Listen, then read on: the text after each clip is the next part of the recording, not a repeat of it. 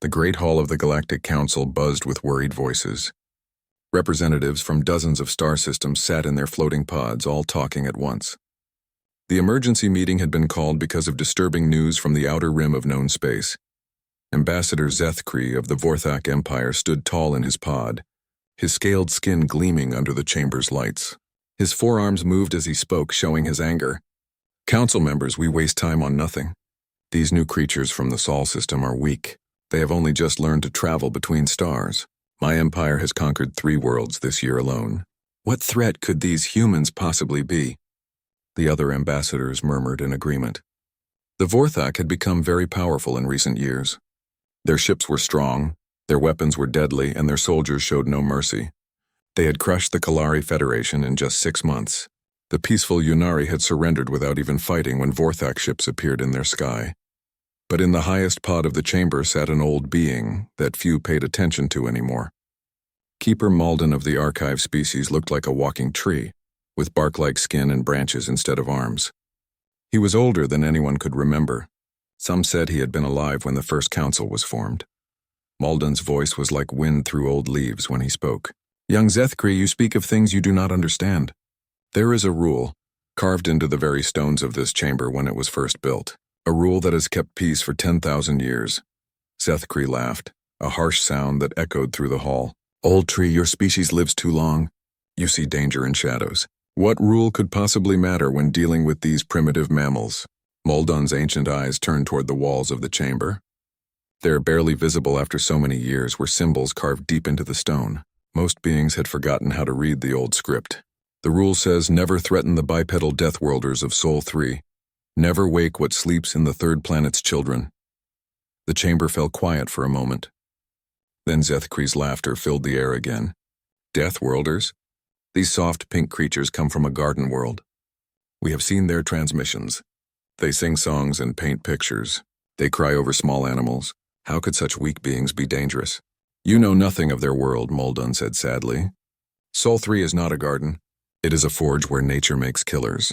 Gravity twice as strong as most worlds. Weather that can freeze or burn. Creatures with fangs and claws and poison. The humans survived all of this. They climbed to the top of their world's food chain not through size or strength, but through something far more dangerous." "And what is that, old one?" asked Ambassador Veltar of the crystal rings, her voice tinkling like bells. "They think. They adapt. They never give up. And when threatened, they become something the galaxy has not seen for 10 millennia. Zethkri waved his arms dismissively. "Fairy tales for younglings. The archives are full of stories that never happened. These humans will bow to Vorthak might just like all the others. We will send the Third Fleet to their space. They will see our power and surrender their new colonies. Simple." Other council members began to nod. The Third Fleet was famous across the galaxy. 50 heavy warships with weapons that could crack moons. Admiral Kethmore commanded it, and he had never lost a battle. The humans had perhaps 20 small ships built for exploration, not war, but Moldon was not finished. In the deepest parts of the archives, there are records we barely remember. Stories of a great war so terrible that entire star systems went dark. We called it the Great Silence. For 100 years, nothing came from that part of space. No signals, no ships, no life. When brave explorers finally went to look, they found worlds burned to ash and space filled with metal debris. "What does this have to do with humans?" Zethkri demanded. "The war began when someone threatened the children of Sol 3. The humans had just discovered faster-than-light travel, much like now. A powerful empire, much like yours, decided they looked weak. That empire no longer exists. Neither do the dozen species that joined them." The chamber grew uncomfortable. A few ambassadors shifted in their pods. But Zethkri remained unmoved. "Even if your stories are true, that was 10,000 years ago. These new humans are not the same. They are soft.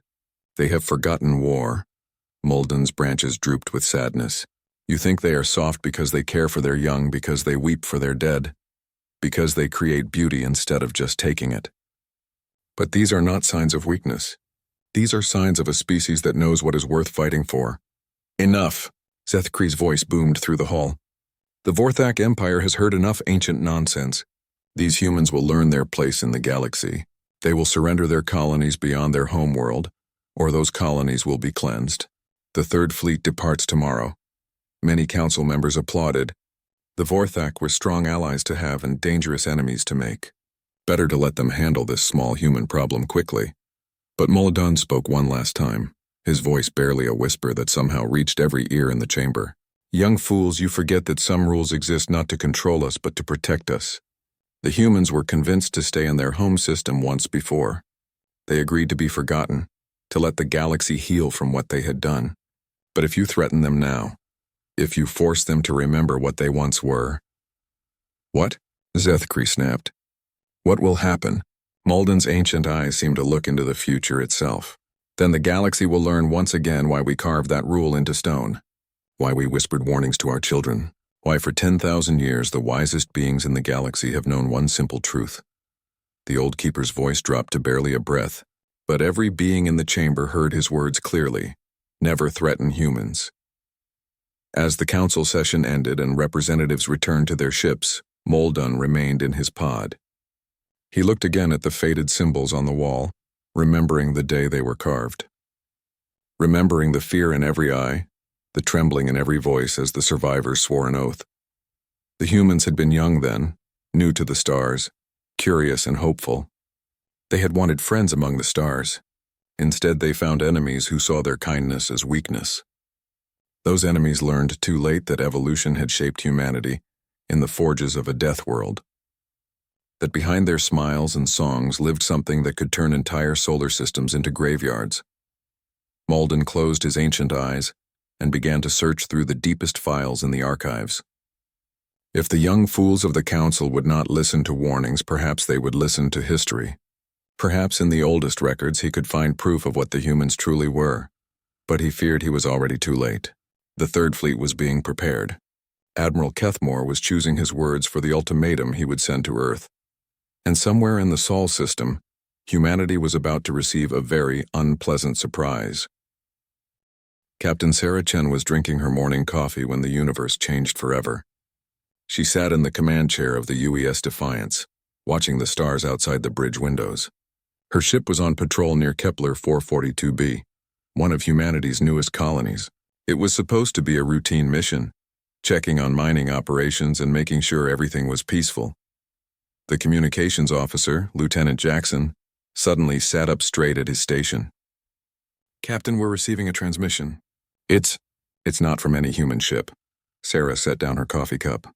Humanity had been traveling between stars for only 5 years. They had found no signs of alien life, despite hoping they would. "Put it on screen, Lieutenant." The main display flickered to life, showing a creature that made several bridge crew members gasp. It stood upright like a human, but it was covered in dark green scales. It had 4 arms and eyes like a snake. When it spoke, its voice was cold and harsh. "Primitive mammals of the Sol system. I am Admiral Kethmore of the Vorthak Third Fleet. You will listen carefully, as I will say this only once." Sarah felt her heart racing, but she kept her voice calm. "This is Captain Sarah Chen of the United Earthship Defiance. We greet you in peace and hope for friendship between our peoples." The alien's laugh was like breaking glass. "Friendship? You speak as if you have a choice in this matter. I bring an ultimatum from the mighty Vorthak Empire. You have 72 of your standard hours to evacuate all humans from every world except your birth planet. You will surrender all claims to systems beyond Sol. Your species will acknowledge Vorthak rule over this region of space." Sarah stood up from her chair. "Admiral, we cannot and will not abandon our colonies. These are people's homes. Their lives. Perhaps we can discuss this peacefully." "There is nothing to discuss. We have conquered the Kalari in 6 months. The Yunari surrendered without firing a shot. Your people will do the same, or you will share their fate." "What fate?" Sarah asked, though she feared the answer. Admiral Kethmore's scaled face showed what might have been a smile. "Allow me to show you what happens to those who refuse Vorthak generosity." The transmission changed to show a space station Sarah recognized. Her blood turned to ice. It was Research Station Echo, a peaceful scientific outpost that studied alien plant life. 37 people lived there, including families with children. Sarah watched in horror as Vorthak ships surrounded the station. The scientists sent desperate messages asking what was happening. They offered no resistance because they had no weapons. They were botanists and chemists, not soldiers. The Vorthak ships opened fire. The station exploded in bright flames. Sarah saw escape pods launching, but the alien ships hunted them down one by one. Every pod was destroyed. Every life was ended. 37 people who had only wanted to study flowers and learn about the universe. The transmission returned to Admiral Kethmore.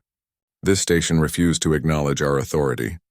As you can see, we do not make empty threats. Your 72 hours begins now. The screen went dark. The bridge was silent except for the soft hum of ship systems. Sarah looked around at her crew. Lieutenant Jackson had tears in his eyes. The weapons officer, Commander Rodriguez, was gripping his console so hard his knuckles were white. "Captain," Jackson said quietly. "What do we do?" Sarah felt something cold and hard settling in her chest. It was not fear, though she was afraid. It was something older, something that had kept her ancestors alive when giant predators stalked them across ancient plains. "Send a message to Earth Command. Full emergency broadcast. Tell them what happened to Research Station Echo. Tell them about the ultimatum." "Ma'am," Rodriguez said, "Earth only has the home fleet. Maybe 25 ships total. These aliens just showed us they have at least 50 warships and they're obviously much more advanced than us." Sarah nodded. "I know the numbers, Commander. Send the message anyway." As her communications officer worked, Sarah stared out at the stars. She thought about the families on Research Station Echo. Dr. Martinez, who studied how plants might grow on different worlds. Engineer Patel, who had just sent a message to his daughter about her birthday. Teacher Williams, who was helping colony children learn about their new home. All dead. All murdered for the crime of being human in the wrong place. On Earth, the message arrived 12 hours later. Admiral Marcus Torres, commander of Earth's combined space forces, watched the footage 3 times before he could speak. Around the war room table sat the leaders of every nation on Earth.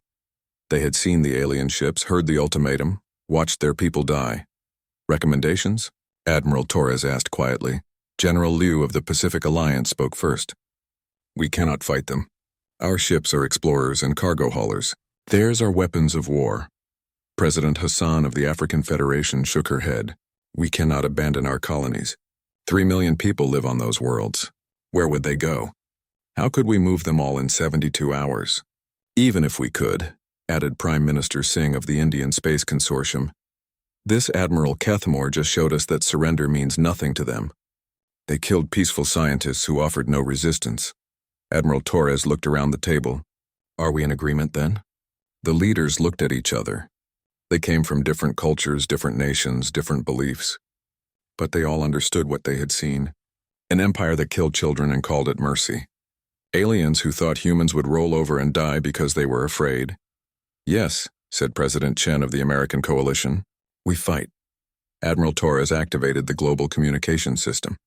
Across Earth and all human colonies, every screen, every radio, every communication device came alive with the same message.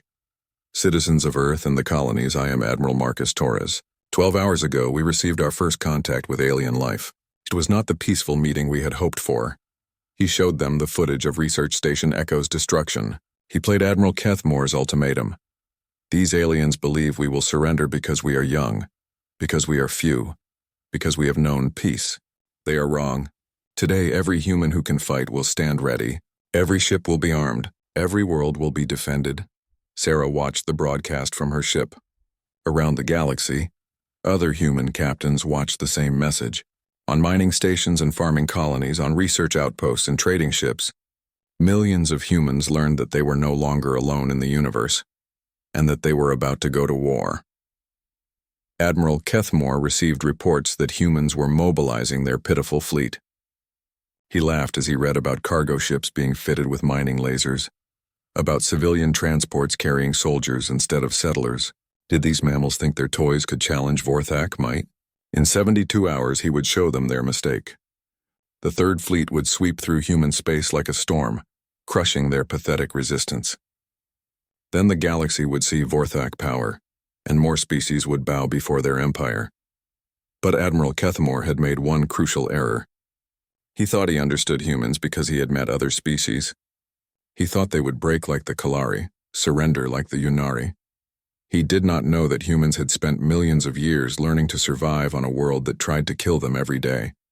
He did not know that they had fought wars against each other that lasted decades, learning every possible way to destroy their enemies. Most importantly, he did not know that threatening human families was not a way to make them surrender. It was a way to make them remember what they truly were. The war room beneath Geneva had not been used for real war planning in over a century. Now it buzzed with activity as military leaders from every nation worked together for the first time in human history. Admiral Marcus Torres stood before a massive display showing all human colonies and ships in space. "Report," he said simply. Colonel Davis from the Mars Defense Force spoke first. "All civilian ships are being retrofitted with whatever weapons we can manage. Mining lasers, construction tools, even industrial cutters. It won't match their firepower, but it's better than nothing." General Okafor from the Luna shipyards added, "We're pulling every person with military training out of retirement. Former soldiers, pilots, even simulation game champions. Anyone who knows how to fight." Admiral Torres nodded. "Dr. Vasquez, what do we know about these Vorthak?" Dr. Elena Vasquez, humanity's leading expert on alien biology, looked tired.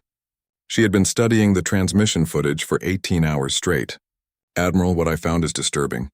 Their physical structure suggests they evolved as ambush predators.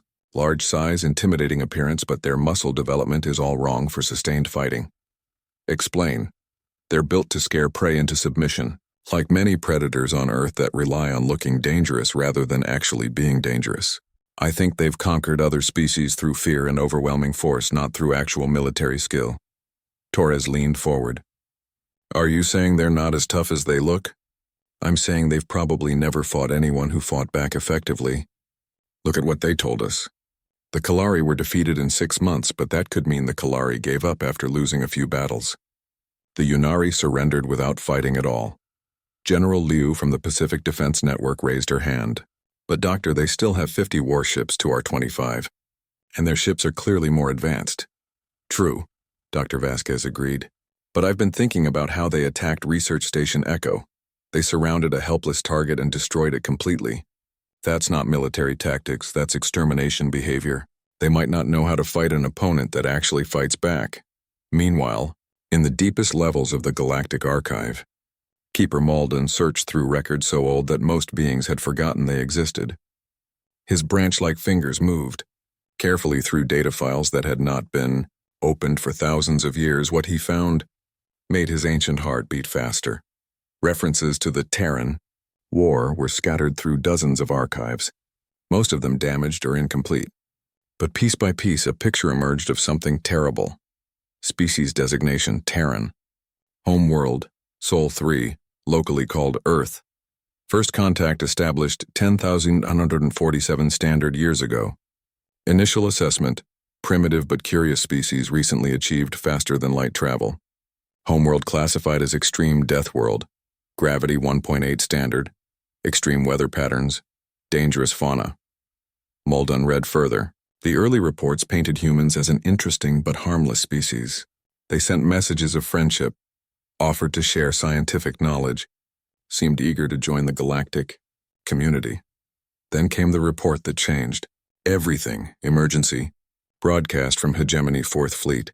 Human colonies have been given standard ultimatum for territory annexation. Species shows unexpected resistance. Admiral Carthex reports minor casualties in first engagement, recommending increased force. The next file was dated 3 months later. 4th Fleet reported destroyed. Admiral Carthex found dead in his flagship's command center. Ship was boarded by human forces using unknown tactics. Hegemony Council authorizes 7th and 12th Fleets to end human resistance. Malden's branches trembled as he read file after file. The Hegemony had been the most powerful force in the galaxy, controlling hundreds of star systems. They had never lost a war. The humans destroyed them completely. Emergency Council Session 847.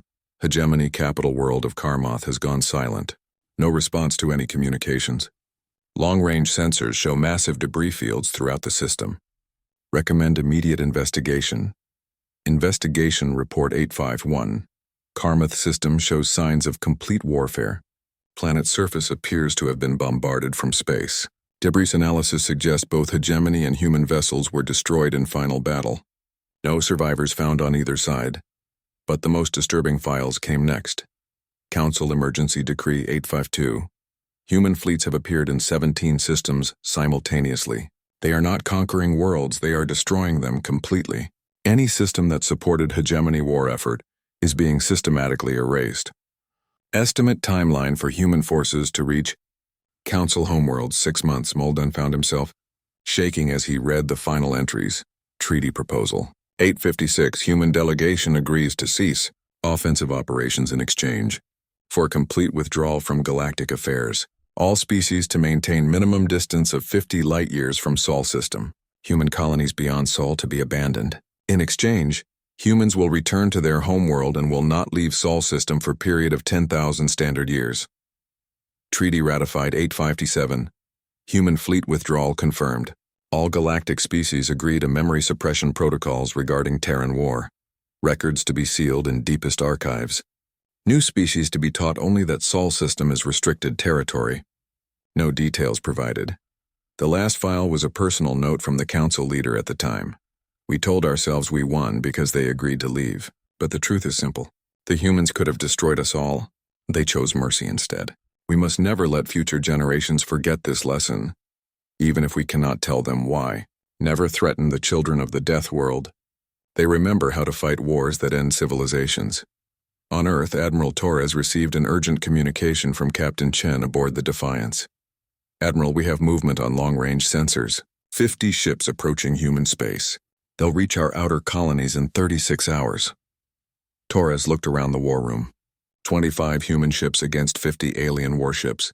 By every logical calculation, humanity was about to be destroyed. But as he looked at the faces around him, Torres saw something that Dr. Vasquez had been right about. These aliens had never fought humans before.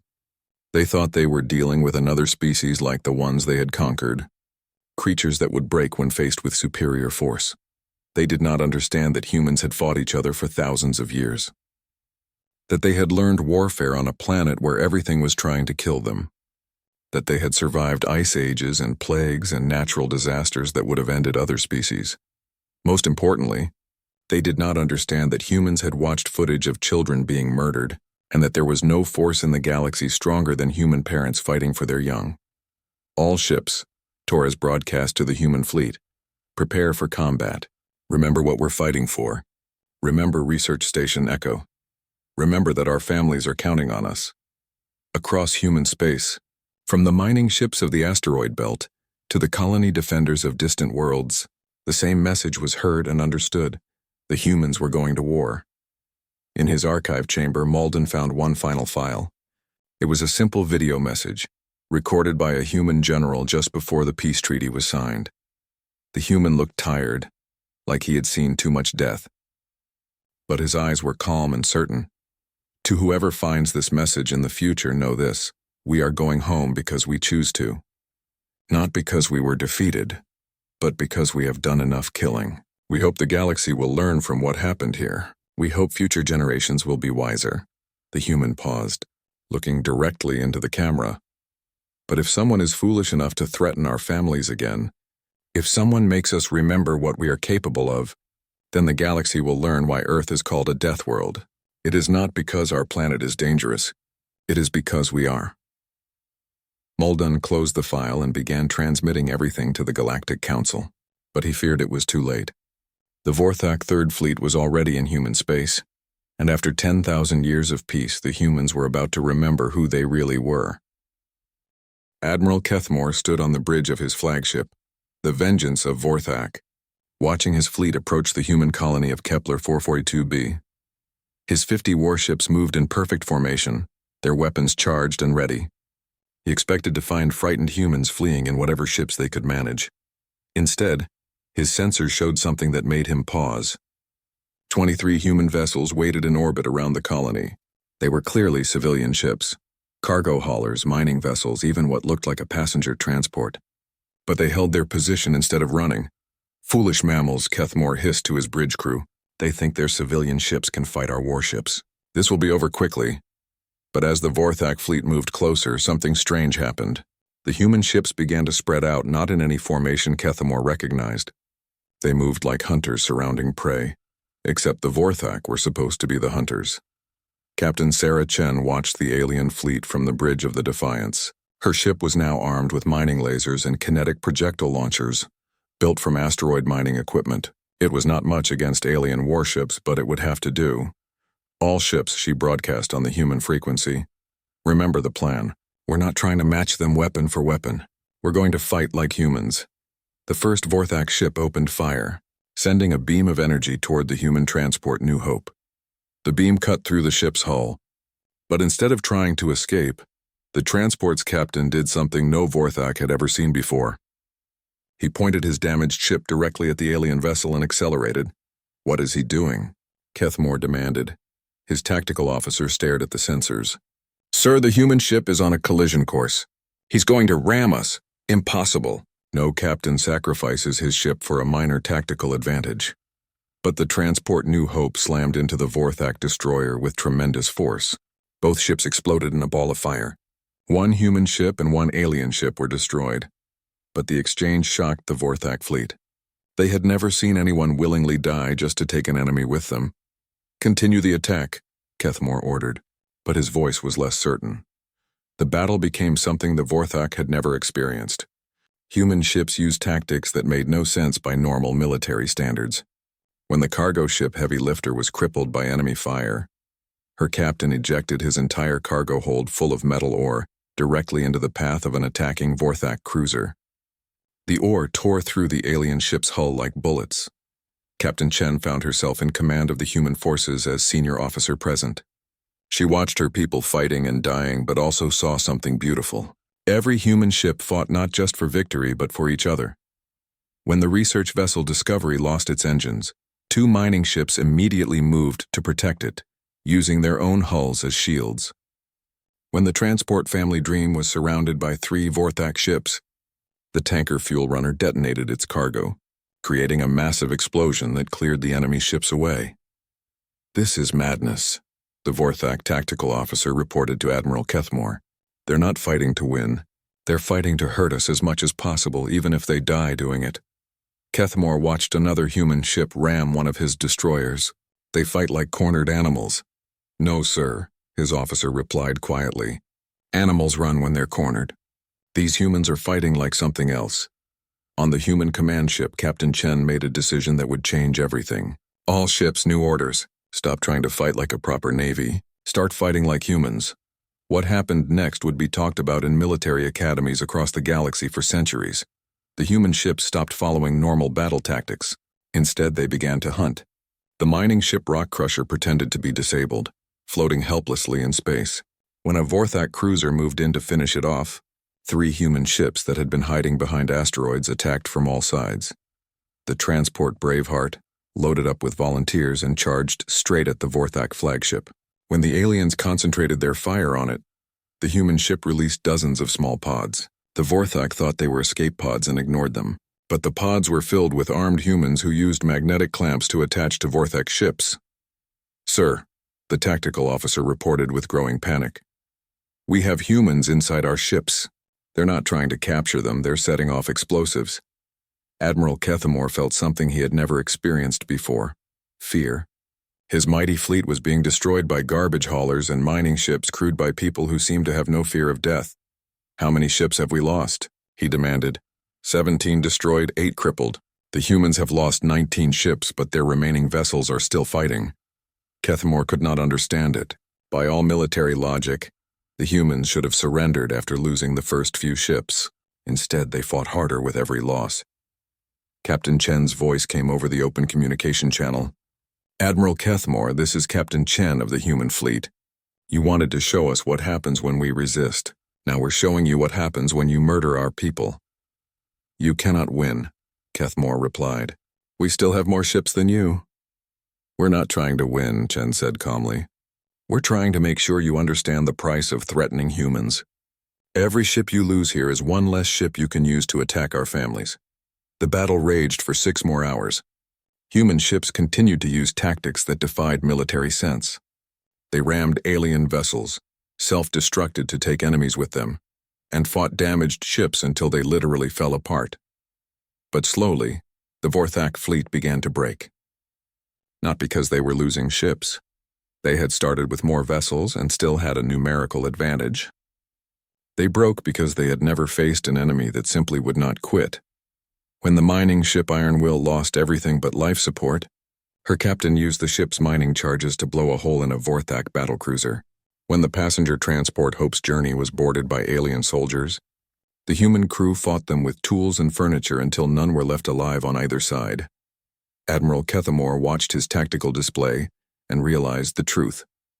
He was going to lose, not because the humans had better ships or weapons, but because they fought like they had nothing left to lose. "Sir," his communications officer called out, "we're receiving a transmission from the Galactic Council."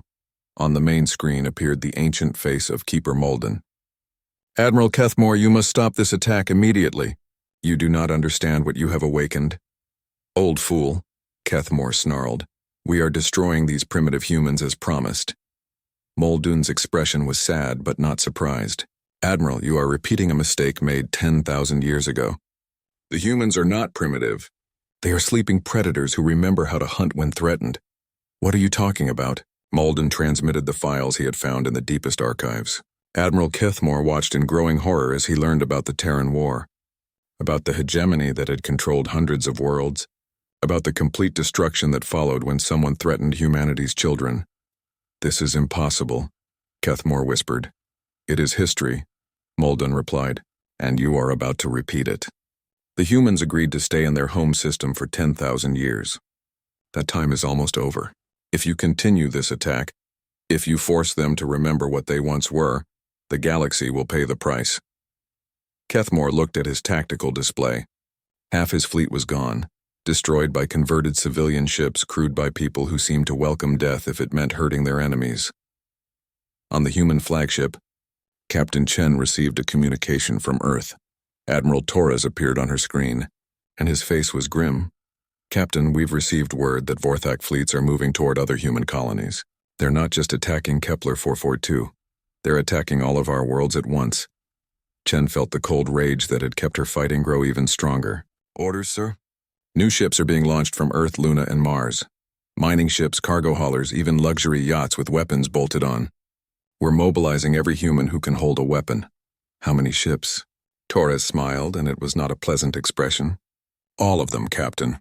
Every ship humanity has ever built is being pressed into service. We're not just defending our colonies anymore." "What do you mean, sir?" "I mean it's time these aliens learned what humans are really capable of. Time to show them why Earth is called a death world."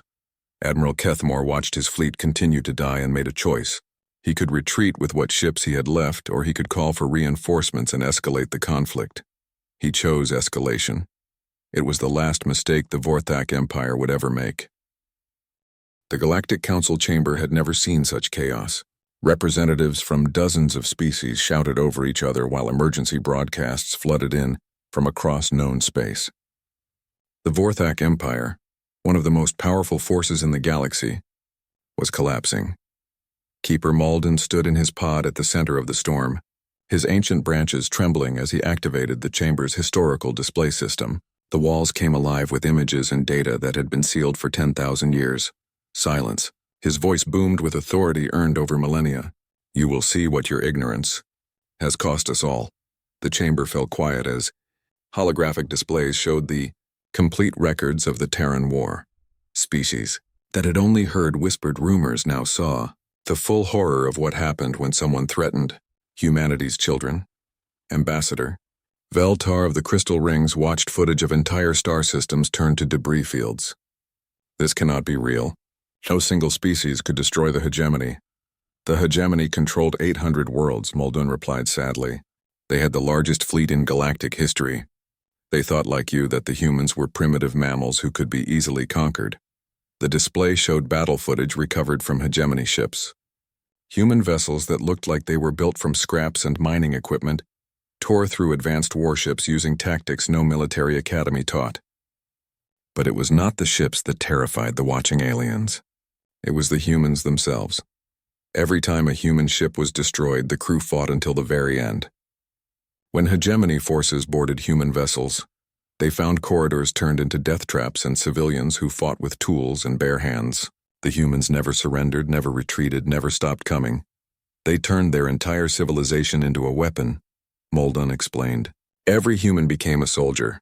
Every ship became a warship. Every world became a fortress. The hegemony had superior technology, but the humans had something more powerful. "What?" asked Ambassador Zethkri. his forearms hanging limp with shock. They had something worth dying for. Meanwhile, in human space, Admiral Marcus Torres stood in the command center of the orbital defense platform above Earth. Around him, the largest fleet in human history was being assembled. Every ship that could fly and carry weapons was being pressed into service. "Status report," he ordered. General Liu consulted her displays. "Sir, we have 847 vessels ready for combat. Everything from dreadnoughts to converted passenger liners. Another 200 ships will be ready within 6 hours. Crew status? Every person with military experience has volunteered. Retired soldiers, reserve officers, even simulation gamers who know ship combat. We also have 50,000 civilians who insist on fighting even without military training." Torres nodded. The Vorthak had made a critical error. After their first attack failed, Admiral Kethamore had called for reinforcements from across the Vorthak Empire. Instead of treating this as a minor colonial dispute, they had escalated it into a full war. They had no idea what they had awakened. "Sir," Communications Officer Park called out, "we're receiving a transmission from Admiral Kethamore. He's demanding our surrender. Put him on screen." The alien admiral appeared, his scaled face showing strain. Behind him, Torres could see damage on his ship's bridge. The failed attack on Kepler 442 had cost the Vorthak dearly. "Human Admiral, I offer you one final chance. Surrender now and your deaths will be quick. Continue to resist and we will make examples of your worlds that will be remembered for millennia." Torres studied the alien's face. Kethamore was trying to sound confident, but Torres had seen enough frightened enemies to recognize desperation. "Admiral, you attacked our peaceful research station and murdered our people. You threatened our families and our homes. There will be no surrender. Then you have chosen extinction. I have summoned the full might of the Vorthak Empire. 300 warships are converging on your pathetic worlds." Torres smiled, and it was the cold smile of a predator. "Admiral, I want you to understand something. You're not fighting a few human colonies anymore. You threatened our children. That means you're now at war with every human in the galaxy." The transmission ended and Torres turned to his staff. "Begin Operation Homecoming." Across human space, the largest military mobilization in species history began. But it was not just ships and weapons that made this force terrifying. It was the people. Dr. Sarah Martinez had been a botanist on Research Station Echo. She survived only because she was visiting Earth when the station was destroyed. Now she stood on the bridge of the converted research vessel Vengeance, wearing a military uniform for the first time in her life. "Dr. Martinez," the captain asked, "are you sure about this? You're a scientist, not a soldier." Martinez looked at the tactical display showing Vorthak fleet movements. "Captain, they killed my colleagues. They killed children. I may be a scientist, but I'm also human, and humans protect their own." Similar scenes played out across the fleet. Engineers who had never held weapons learned to operate missile systems. Teachers became communication officers. Artists and musicians and farmers became the crew of humanity's war machine. But Admiral Torres had one more surprise for the Vorthak Empire. "General Liu, begin Phase 2. "Sir, are you sure? Once we do this, there's no going back." Torres thought about the footage from Research Station Echo, about the children who would never go home. "We passed the point of no return when they threatened our families. Execute Phase 2. Human ships began appearing in Vorthak space, not just near the border but deep in the heart of the Vorthak Empire. Ships that had been secretly modified for long-range missions struck at supply depots, communication relays, and military installations across dozens of star systems. Admiral Kethamore received panicked reports from across his empire. "Sir, human ships have attacked the shipyards at Vorthak Prime. They destroyed 3 vessels under construction and damaged the orbital facilities. How is this possible?"